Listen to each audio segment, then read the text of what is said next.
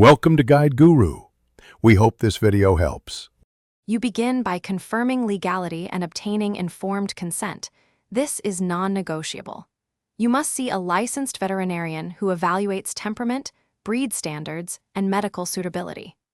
Once the vet reviews vaccines, age, and any blood work, make a pain control plan, and set a surgical date. You also arrange for a trained professional to perform the procedure. Do not attempt this yourself, because veterinary expertise greatly reduces risk and ensures humane treatment. Once you have a surgical date, you and the vet refine the perioperative plan so safety is prioritized.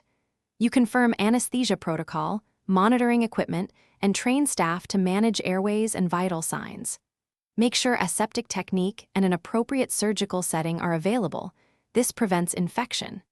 You also follow pre-op fasting instructions, establish Roman IV access, and agree on multimodal analgesia. This minimizes pain and supports recovery. If any health concerns arise, after the procedure, you follow the veterinary aftercare plan closely.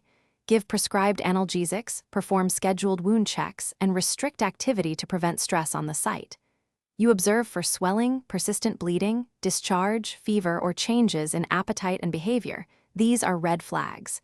If you notice any of them, contact the clinic immediately and bring all medical records.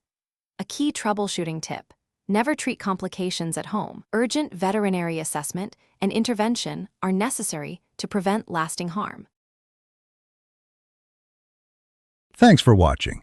Consider subscribing if we helped you today.